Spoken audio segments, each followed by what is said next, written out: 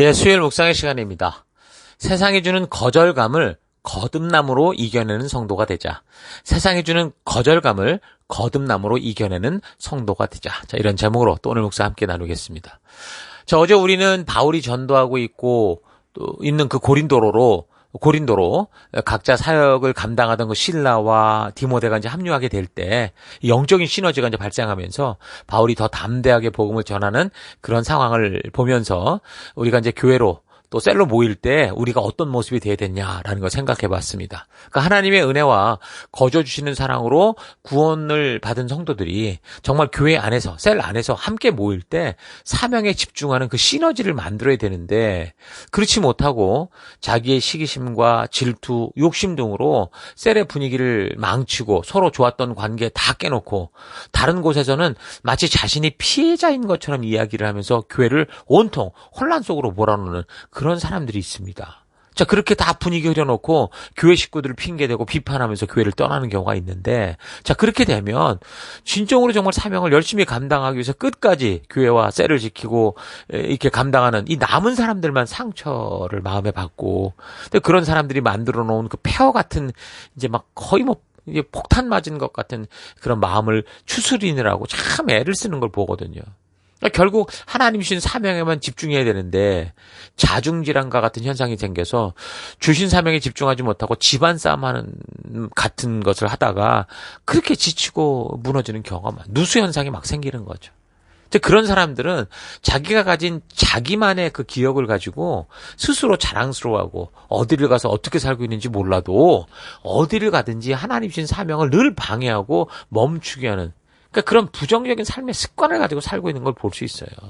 어디를 가도 똑같은 짓을 하는 거죠.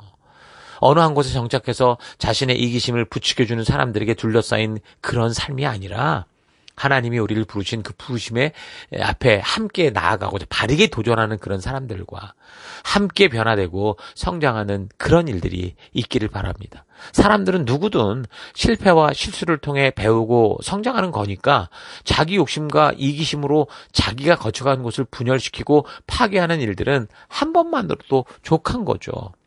그런 아픔을 기회로 자신의 모습을 바르게 성경 안에서 보고 건강한 성도로 서갈 수 있으면 정말 좋겠습니다. 자, 그래서 우리가 어느 공동체를 가게 되든지 그 공동체를 통해서 하나님이 우리에게 부탁하신 사명을 일궈가는 그 일에 방해자가 아니라 함께 하나 돼서 마음과 지혜를 또 힘을 모아서 힘써 나아감으로 우리가 함께 만나는 것이 기쁨이 되고 기억만 해도 참 좋고 그런 거 있잖아요. 함께 하고 싶은 그런 존재가 될 수 있도록 하십시다. 자, 바울과 실라, 디모데는 그렇게 함께 모이게 될 때 서로에게 그런 영적인 긍정의 시너지가 돼서 바울이 담대함을 얻고 더더욱 힘있게 주의 말씀을 전하게 되는데 계속되는 구조를 보면 또 이제 의의 모습을 볼 수 있습니다. 자, 지금까지 살핀 모습으로 볼 때 바울이나 그의 셀이 모든 면에서 참으로 담대하고 용기 있게 하나님께서 주신 사명을 감당해가는 그런 모습으로 보이는데 그런데 정말 바울은 두려움 없이 그런 일을 감당하고 있었는지 계속되는 본문을 좀 보면요. 18장 9절 밤에 주께서 환상 가운데 바울에게 말씀하시되 두려워하지 말며 침묵하지 말고 말해라. 그러니까 8절과 9절은 이야기가 연결되는 게 아니에요, 지금. 그 9절에서 밤에 대한 여러 가지 번역본을 보면 대부분 어느 날 밤 이렇게 나와 있습니다. 자, 그러니까 우리가 성경을 연대기적으로 이렇게 잘 흐름을 따라 살펴나갈 때, 이게 8절과 9절은 지금 뭐 그냥 이어져 가는 얘기가 아니라 조금 이렇게 분위기가 바뀌는구나라는 걸 파악할 수 있잖아요. 이게 좀 중요하다는 거죠. 그래서 성경을 역사순을 따라서 잘 살펴가는 게 굉장히 중요합니다. 자, 그러니까 바울이 고린도에서 좋은 사람도 만났고, 그 비방도 당했고, 또 이런저런 일을 이제 지내오던 그 어떤 날을 말하는 거겠죠. 그때 이제 예수님께서 밤에 바울의 환상 가운데 나타나서 말씀하시기를 두려워하지 말라는 거예요. 왜 두려워하지 말라고 할까요? 단순하죠. 두려워하고 있으니까 두려우니까 두려워하지 말라는 겁니다. 또 침묵하지 말라고 했는데 왜 침묵하지 말라고 합니까? 침묵하고 있으니까. 말을 안 하니까 말하라고 하는 거죠. 그러니까 지금까지 우리가 살펴본 기록을 볼 때는 사도 바울이 지금 복음을 전하고 사명에 가는 길에 아주 목숨 걸고 나아가면서 두려움도 없고 담대히 주신 일에만 아주 집중하는 그런 아주 성령 충만한 사람으로 보였던 겁니다. 그 여러 가지로 또 대단한 능력을 가졌잖아요. 설교에 있어서도 강한 설득력이 있었고, 또 그런, 이런, 이 지식과 아주 이런 철학과 이런 데 아주 겸비된 사람으로 보였단 말이에요. 그런데 이 구절을 보면 사도 바울도 그렇지 못했던 부분이 있구나라는 걸 알 수 있어요. 이 구절을 참고할 때 바울 또한 그의 사역의 현장에서 그 현장이 두려웠던 거예요. 핍박이 두려웠고, 비난이 두려웠고, 무서웠고, 힘들었고, 어려웠던 거죠. 가는 곳마다 복음을 전할 때 많은 사람들이 믿었다라고 이렇게 기록하고 있지만, 보니까 더 많은 사람들이 복음을 외면했고, 조롱했고, 반론을 얘기했고, 더 나아가서 죽이려고까지 했다는 거죠. 여러분, 우리도 살다 보면 다투게 되고 싸우게 되는 경우가 있잖아요. 근데 선하게 나아가려고 해도 방해를 하고 공격하고 다투고 싸우게 되면, 쉽게 말해서 나는 좀 선한 의도로 어떤 글을 인터넷에 올렸는데 악성 댓글이 수만 개 달렸다. 이러다 보면 마음이 위축되죠. 내가 뭘 잘못했는가 생각이 들면서 자꾸 침잠하게 됩니다. 마음으로 깔아앉게 돼 있어요. 근데 그런 경험을 하다 보면 어떻게 되겠습니까? 당연히 대인관계를 두려워하죠. 부담감이 생기고 움츠러들고 방어적이 됩니다. 그러니까 학교를 다니면서 우리가 그냥 뉴스를 종종 듣는 뭐 친구들로부터 왕따를 당했다, 일진 애들로부터 당했다, 이런 걸 보면 이게 그냥 그랬나 보다 정도가 아니에요. 이건 정말 정신적 충격이 너무 크기 때문에, 같은 친구고 같이 선하게 우리가 하나 돼서 뭔가를 해야 되는 같은 아군이 우리를 공격하고 죽이려고 했다? 야, 이건 너무 큰 아픔이기 때문에 이게 그냥 정상적인 삶을 살아가는 게 쉽지 않다는 거죠. 지난주 뉴스에서 뭐 MBC 기상캐스터 어떤 사람이 결국 이런 직장 왕따 때문에 자살을 한 유서가 이제 발견됐거든요. 오래되지 않은 과거 무슨 유명 여자 배구 선수 같은 경우, 또 뭐 근래에 막 그 유명 연예인들이 학교에서 일진으로 아주 못된 짓 하다가 이제 그게 들통나는 바람에 그렇게 애쓰고 수고해서 이루어낸 자기들의 어떤 이 모든 걸 다 잃어버리는 걸 그거 보지 않았습니까? 그러니까 과거 그냥 몇몇 힘이 있거나 빽이 있는 사람들에게 이유 없이 짓밟히면서 당한 그런 일로 인해서 이 사람들은 자신이 좋아하는 운동조차 하지 못하고 여전히 정신적인 충격 속에 그렇게 살고 있었거든요. 근데 가해자들이나 그런 경험이 없는 제3자들 같은 경우는 뭐 어릴 때 벌어진 일 갖고 그렇게 까탈스럽게 그냥 이런 식으로 얘기할 때가 있는데, 피해자들에게서 오히려 과하게 무슨 행동하는 무슨 정신병자처럼 취급을 당하는 경우가 있거든요. 근데 분명한 것은 그런 학교 폭력이든 정서적 폭력이든 당하는 사람에게는 이게 굉장한 트라우마와 상처가 된다는 거예요. 그리고 시간이 흐르면 사건의 전말에 대해 정확한 어떤 그런 기억이 점점 사라져가지만 그 당시 느꼈던 그 고통, 두려움, 괴로움, 그 고통의 감정, 사람을 두려워하고 피하게 되고 위축되는 이런 것들이 그냥 남아있는 거예요. 그래서 그 사람의 삶을 계속해서 아프게 하고 대인관계를 원활하게 하지 못하고 스스로 뭔가 자꾸 이렇게 함정 속에 빠져가는 삶을 살게 하죠. 시간이 지나면서 이것이 잘 해결되지 않으면 결국 막 앙심을 품게 되고 혐오적인 성격으로 변해서 이제 또 다른 가해자가 돼요. 또 다른 사람을 가해하거나, 그렇지 않고 내면으로 자기를 막 공격하게 되면 이제 스스로 나중에는 자살하게 되는 그런 악순환에 빠져들게 되는 참 안타까운 일입니다. 말하자면 바울도 바로 이와 같은 일들을 계속 경험하고 있었다라는 거예요. 생명과 축복의 소식을 가지고 새로운 도시들을 찾아가는 곳마다 먼저 우리 한 식구고 동포인 이 그냥 유대인들에게 복음을 전하는데, 그런 축복의 복음을 받아들이기보다 시비 걸고 반대하고 조롱하고 공격하고, 다시 말해 끝없이 거절감을 느끼고 무시당하고, 이게 지속될 때 심지어 바울에게 해를 가하려고 거품 물고 덤벼들어서, 그것도 혼자가 아니라 그냥 다수가 몰려들어서 막 거의 죽이겠다 돌 던졌잖아요. 그러니까 나중에 이게 트라우마가 되는 가슴 철렁한 그런 일들이 사도 바울의 일상이었다라는 거예요. 그러니까 바른 복음을 전하는 전도자의 입장에 바울이라고 해도 바울도 사람이에요. 그런 마음의 상처를 너무 심하게 받았다라는 거죠. 그래서 우리도 셀이나 교회 속에서 결국 우리가 함께 나아가고자 애를 쓰고 부탁하고 가르치는 일에 대해서 계속 셀 속에서 따라오지 않고 시비 걸고 뭐 그냥 계속 딴 데 관심 가지고 이거 무관심한 지체들 볼 때, 그러고 나서도 뒷말하고 떠나고 책임을 마치 우리에게 있는 것처럼 그렇게 전가시키는 걸 볼 때 이게 그런 거절감과 또 무시당하는 것 같은 느낌으로 아주 상당히 마음이 무겁죠. 그래서 심지어는 이거 그만할까 이런 생각이 정말 들 정도로 아니 너무나 당연한 성도의 삶을 거부하고 싶을 만큼 마음의 아픔을 느낄 때가 있어요. 꼭 육체적인 어떤 해를 가하는 폭력과 같은 그런 것만이 상처가 아니고요. 뭔가를 말할 때 듣는 척 하면서도 앞에서는 하하호호 하면서도 결국 보니까 진지하게 받아들이지 않고 그냥 자기 마음대로 살고 비아냥거리고 뒷말하고 그럼 이런 것만 가지고 사람들이 얼마나 그 거절감에 그 큰 상처를 받게 됩니까? 자, 그래서 어떻게 1년은 버티면서 그렇게 약속대로 나아갔지만 그 한 해 그렇게 이제 고통 속에 지내고 나면 대부분 이제 오늘날 교회의 풍토를 보면 그래요. 그냥 다 힘들다 어렵다. 이런 핑계 저런 핑계 대면서 정말 우리가 서야 되는 이 자리를 자꾸 외면하고 떠나가려고 하는 조용히 그냥 교회 봉사나 하며 지냈으면 좋겠다. 이렇게 생각하는 경우가 생기는 거죠. 그러니까 바울도 지금 전도를 위해 가는 곳곳에서 육체적으로 그렇게 폭력을 당하고 심하면 죽이고자 하는 이들에게 그냥 공포가 또 극대화되고 막 여기 도망 다니고 저기 도망 다니고 더 나아가서 바울의 말이 전혀 먹히지 않는 그런 거절감, 무시당함, 아픔들을 계속 그렇게 겪고 있었던 겁니다.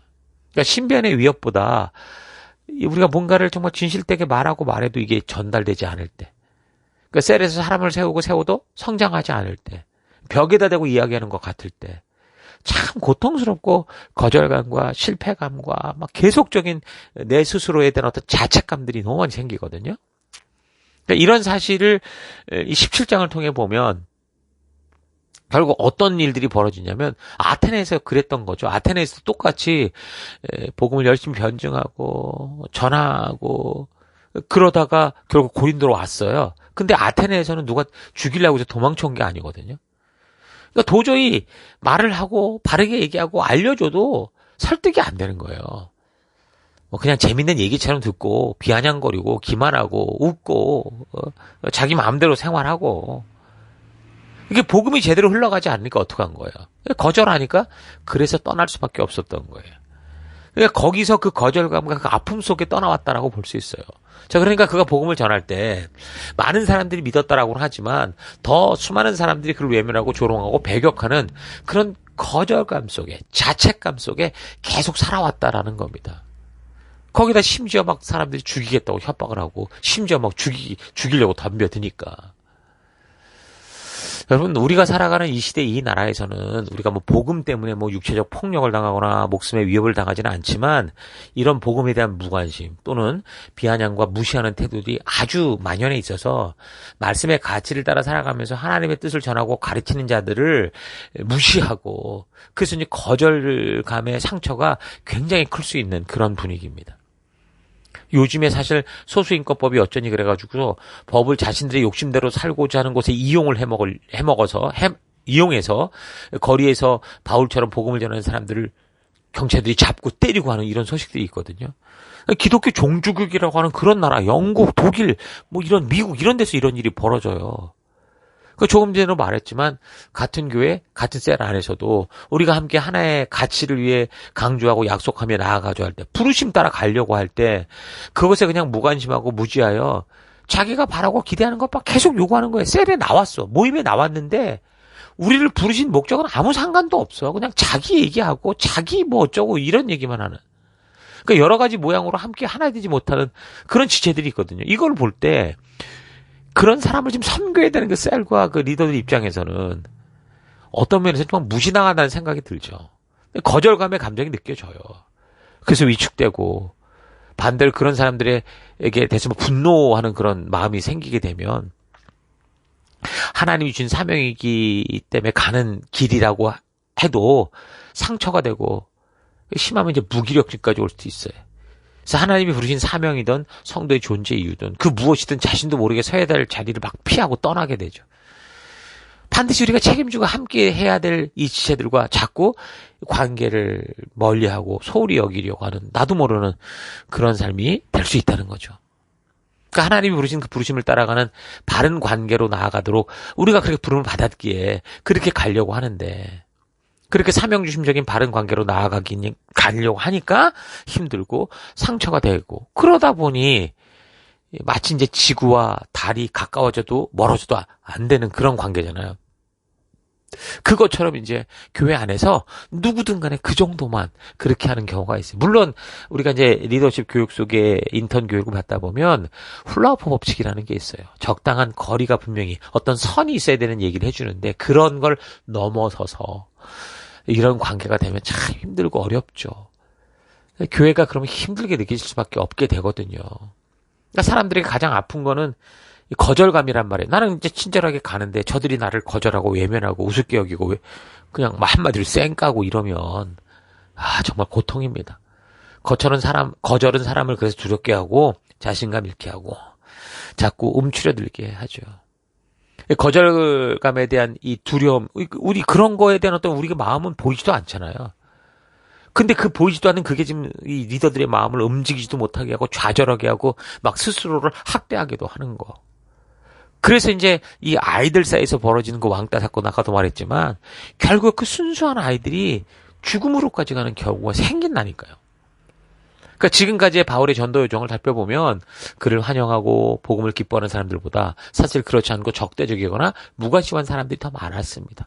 그러니까 바울이 가서 고린도 도시가 복음화된 것이 아니고요, 그 어둠 속에 빛을 밝힐 수 있는 교회를 하나 세운 것뿐이에요. 그래서 그는 계속해서 그 하나님 나라를 세우는 복음을 전했었기 때문에 그만큼 많이 수많은 사람들에게 거절을 당했을 거고 조롱당하고 위협당했을 겁니다.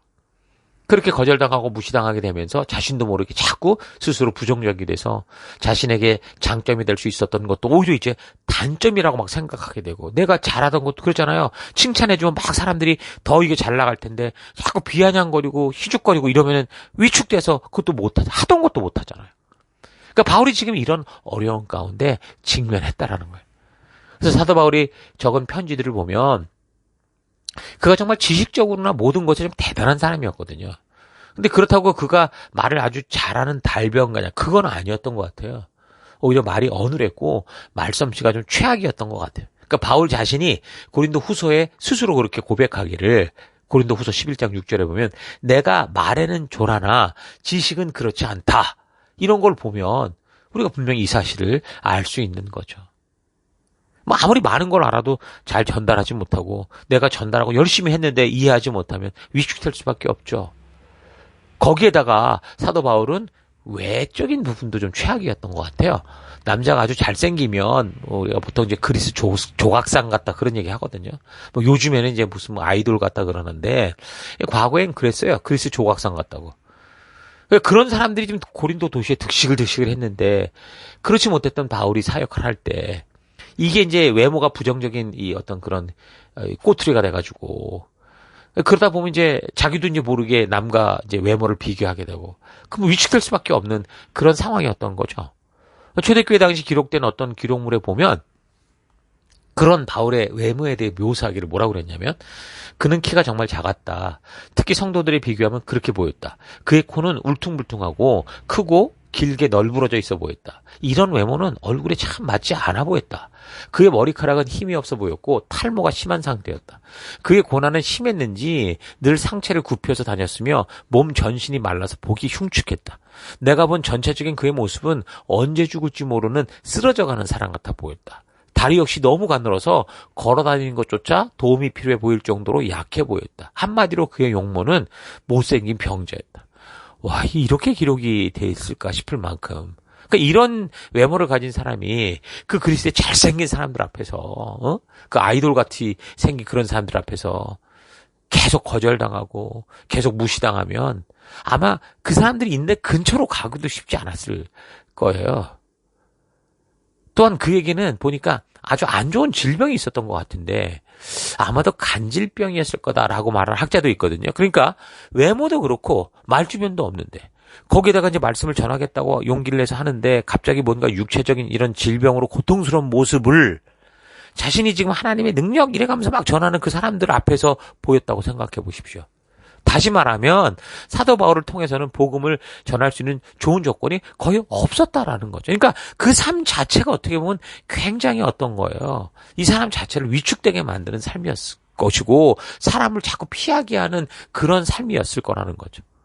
그러니까 이 모든 것을 지금 믿음으로 이겨가고 있었는데 계속되는 전도 여정 속에서 사람들에게 핍박당하고 거절당하고 계속적으로 무시당하면서 스스로 이제 부정적인 감정에 만약에 빠졌다면 정말 두려운 감정에 사로잡히면서 사람을 피하고 숨고 또 외로움과 자기 비하와 싸우는 그런 함정에 그렇게 빠져 있을 수밖에 없었던 거죠.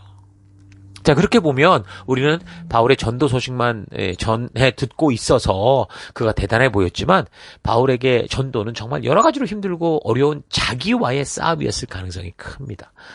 여러 도시를 거쳐 죽을 고비를 넘기면서 복음을 전하고 고린도로까지 오기까지 바울도 정말 죽을 만큼 힘들었던 거예요. 또한 나중에 고린도 전서를 보면 알겠지만 참 말 많고 문제 많은 게 여기 고린도 지역이었습니다. 그래서 바울도 그런 교회 속에서 사명을 감당하고 있고 그런 사람을 모아서 교회를 세우고 있었는데 그 상황 자체가 괴로움이었고 두려움이었고 그래서 담대히 전하던 말들도 자꾸 말수가 줄더라는 거죠. 그런 상황이었다라는 거예요. 그래서 그렇게 두려운 마음이 있고 점점 말도 정말 말수가 적어지고 그러고 있으니까 어느 날 밤에 우리 예수님께서 나타나셔서 그를 위로하시는 거예요. 두려워하지 말고 잠잠하지 말고 말해라. 이렇게 격려하시는 거죠.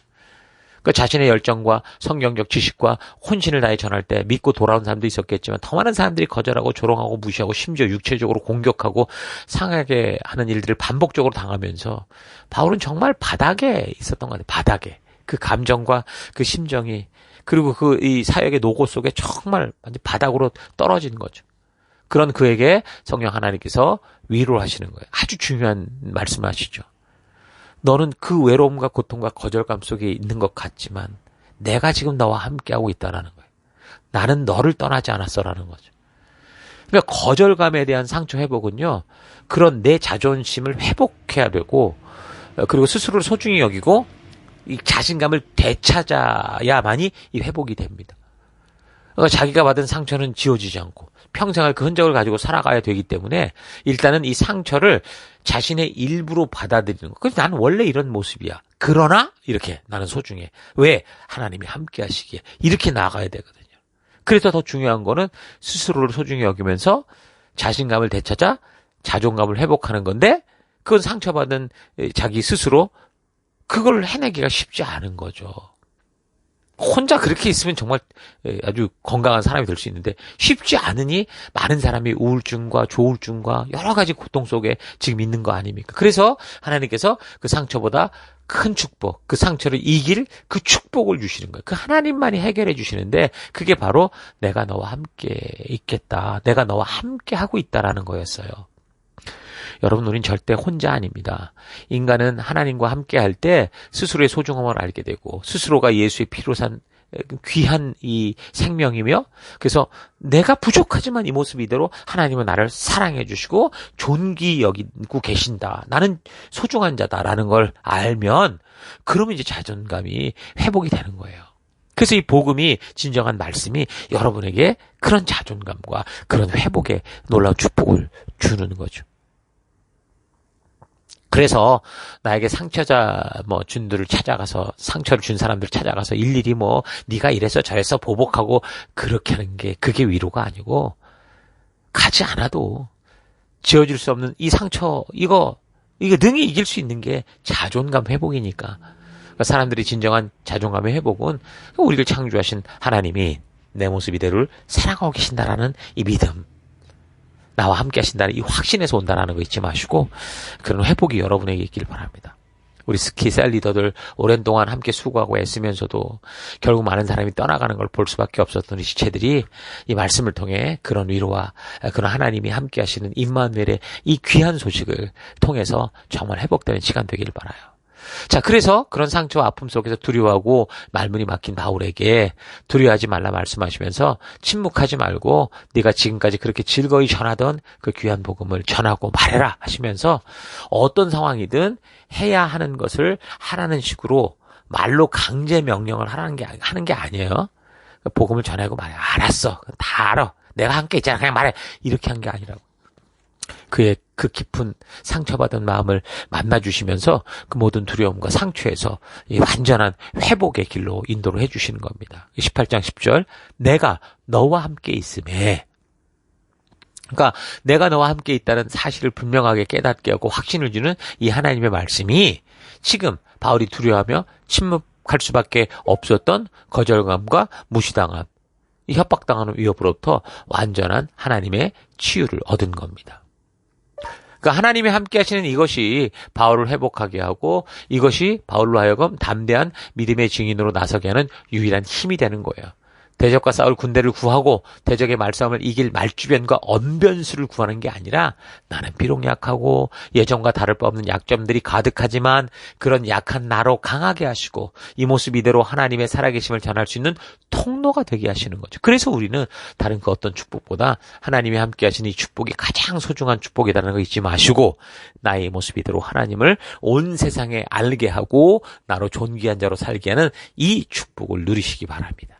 자, 그래서 이어지는 9절, 10절, 18장 10절, 어떤 사람도 너를 대적하여 해롭게 할 자가 없을 거다. 이 고린도 성중에는 마음이 옥토바스로 기경되는 백성들이 많이 있다. 이렇게 하시는데, 자, 어떤 사람도 너를 대적하여 해롭게 할 자가 없을 거라고 하는 거는요, 성령님이 뭐 강제적으로 사람들을 다 막아서겠다, 이런 말을 하는 게 아니고요, 여전히 자유주의를 지닌 사람들이 자기의 욕심과 자기의 생각대로 그렇게 행동을 하겠지만, 하나님, 내가 너와 함께 하신다라는 그 귀한 치유와 회복을 약속하는 거고 바울이 이제 그것을 믿기에 더 이상 그런 사람들이 말하는 거 행동하는 것 때문에 상처받지 말아라. 그러니까 상처받지 않을 수 있고 그래서 다른 어떤 존재들이 바울을 괴롭게 하려고 하겠지만 그래도 너는 더 큰 믿음으로 결단한 하나님의 사람이기에 절대로 너를 함부로 흔들 수 없는 그런 사람이 될 거야. 이런 말씀하시는 거죠.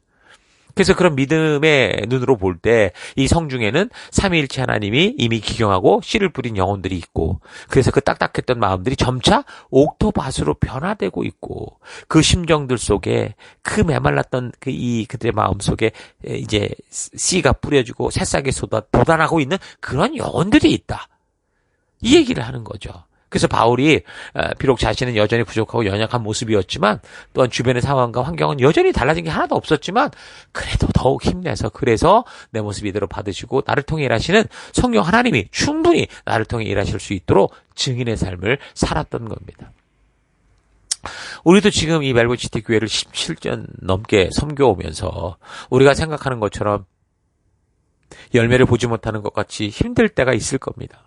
수고하고 애쓰고 섬긴 사람들이 쉽게 관계를 끊고 떠나기도 하고 성실하게 말씀의 길로 인도하고자 함에도 여전히 무관심과 자기 일이 더 소중한 삶을 살아가는 시대를 보면서 거절감과 무시당함과 상실감 등을 충분히 느낄 수 있을 거예요. 그러나 우리가 이 본문이 보여주는 바울의 상황을 통해 분명히 주목해야 되는 것은 하나님이 여전히 우리와 함께 해주신다는 것. 그리고 변함없이 우리 하나님이 우리를 부르시고 명하신 그 순종의 길에 함께 동행하고 있다는 겁니다. 그러므로 우리가 생명을 세우는 삶의 현장으로 에서 만나는 복음에 무관심한 사람들 또 바른 사명 중심적 관계로 나오지 않은 사람들을 보면서 뭐 절망하거나 또 그래서 사역의 힘을 잃어가는 게 아니라 하나님이 우리와 함께하고 계시고 우리보다 앞서서 이 일을 직접 일구어가고 계시는 하나님의 그 성실하심을 기억하면서 담대하게 끝까지 이 복음을 들고 외치는 우리가 될 수 있기를 바랍니다. 자, 오늘 하루 나는 하나님의 자녀로 살아오면서 분명히 부활의 증인이요 하나님의 심판의 날이 반드시 있다는 것을 알리는 그런 증인으로 서고자 했는지 아니면 세상의 거절, 친구들의 무관심과 비난들로 인해서 두렵고 떨리는 마음에 움츠러들다가 아예 침묵하고 전하지 않으면서 더 나아가 오히려 예수로 말미암아 이미 떠난 세상의 삶을 다시 흉내내고 살아가고 있지 않았는가 차분히 생각해 봤으면 좋겠습니다. 나에게 있는 전도에 대한 두려움 다른 것보다 내가 전할 때 거절당하고 공격당하고 바보 취급 당할 것 같은 두려움이 생기는 거는 바른 성도라 할 때 당연한 거라는 사실 잊지 마십시오. 초대교회 이방전도의 선두에 섰었던 그 위대한 사도 바울에게도 전도하는 일은 두려움이었어요. 수없는 거절감과 무시당함을 느끼게 했고 결국 아무에게도 말할 용기가 나지 않고 조용히 침잠하는 지경까지 갈 정도였습니다. 그래서 그렇게 두려워하며 침잠하던 바울을 찾아가 완전히 회복시킨 예수님의 말씀은 뭐였다고요? 내가 너와 함께하고 있다라는 거였습니다. 그러니까 이제까지 함께하고 계셨고 지금도 함께하고 계시며 또한 영원히 함께하시겠다는 예수님의 진심이 전달될 때 그렇게 이제 가라앉았던 바울이 완전히 일어서서 사명의 길에 설 수 있었습니다. 하나님의 진심을 만나게 되는 것이 거듭남이라고 했는데 우리가 예수 부활의 증인으로 살아가는 이 세상에서 세상이 주는 거절감을 이길 유일한 것은 거듭남이다라는 이 사실을 잊지 마시고 우리가 이겨가는 우리가 되길 바라요. 성도에게 가장 소중한 축복은 우리 하나님이 우리와 함께 하시는 겁니다. 하나님이 함께 하실 때에만 사람은 참된 스스로의 존재의 가치를 알게 되고 비록 연약하고 부족하다고 해도 주변의 말로 인해 흔들리지 않고 담대히 믿음의 길을 갈 수 있어요. 그래서 하나님의 의도를 알게 된다면 당연히 우리에게 값없이 사랑과 은혜로 주신 하나님에 대해 증거하고 외치는 그 증인된 삶이 되는 겁니다. 예수가 하나님께서 보내신 그리스도다라는 사실을 증거하는 이 증인된 삶, 이게 바로 우리의 사명이거든요. 이것을 증거하는 증인된 삶이 우리의 순종할 바인 겁니다. 그래서 이 길을 믿음으로 걸어갈 때 성령 하나님께서 놀라운 역사들을 우리를 통해 이루시는 거예요. 그러나 우리가 담대히 복음을 전하는 현장이 다른 사람들로부터 칭찬받는 현장이 되지는 않을 겁니다. 오히려 비난받고 조롱받고 무시당하고 무관심한 경우가 많을 거예요. 그거는 영적인 전투의 현장이니까 그래요. 그러나 분명한 것은 말씀의 가치를 따라 걷는 삶에 우리 주의 성령 하나님께서 함께 하신다라는 겁니다. 이걸 잊지 마십시오. 사람은 하나님을 닮은 인격적 존재들이기 때문에 그 사람의 마음을 하나님께서 마음대로 조종하시지 않지만 그래서 더더욱 자발적으로 성실히 순종하는 사람을 통해 하나님의 진심을 알리고 저들을 천국잔치에 초대하는 그런 일을 하셔요. 그 초청을 받아들일 건지 거절할 건지 그거는 들은 사람들의 자유의지에 따른 결정이기 때문에 저들이 어떤 결정을 하느냐를 두려워하지 말고 우리는 오직 주님의 진심을 저라고 외쳐서 조금이라도 더 많은 사람들이 하나님의 이 진심, 이 초대를 듣게 하는 그런 일들을 해 나가야 됩니다. 자, 이런 사명 잊지 마시고 우리 주변에서 만나는 사람들에게 변함없이 하나님의 진실한 사랑을 전하고 외치는 여러분과 제가 되기를 축원합니다. 오늘 하루도 힘내십시오. 잠시 기도하겠습니다. 하나님께서는 우리의 연약함과 피조물 되심을 아시기에 우리로 나아갈 바를 알게 하시고 순종이라는 자유의지를 통한 이 결단을 가지고 승리하게 하셨는데 그 자유의지를 가지고 순종의 길이 아니라 내 고집과 내 욕심을 따라 걸어갔던 것도 회개합니다. 주님이 걷게 하시는 길은 분명 축복된 길인데 세상의 많은 이들이 그 축복의 길이 아닌 자기 욕심의 길을 따라 걷고자 하기에 생명과 축복의 길을 걷는 것을 위협하고 협박하는 세상 속에서 우리 주님이 걸으신 길, 그 하나님의 말씀을 따르는 길이 참된 축복의 길임을 묵묵히 보여주며 사는 우리가 되기 원합니다. 나의 이 모습 이대로 받아주시고 먼저 사랑해 주시고 끝까지 인도해 주시는 우리 하나님을 기억하며 우리의 삶의 현장에서 빛된 순종의 삶을 살다가 만나게 되는 많은 거절과 무시와 무관심으로 인해 주신 사명의 길에서 흔들리지 않고 더욱 담대히 예수가 그리스도의 짐과 하나님 나라가 가까웠음을 외치는 우리가 되기를 원합니다. 하나님 그래서 이 세상에 주는 이 거절감으로 우리가 이 침몰하는 자가 아니라 우리의 주님을 온전히 알므로 거듭남으로 이 어둠 속에 밝은 빛을 비추는 우리가 될 수 있도록 이 하루가 될 수 있도록 주님 역사하여 주옵소서. 함께 하심을 감사드리고 예수님 이름으로 기도했습니다. 아멘.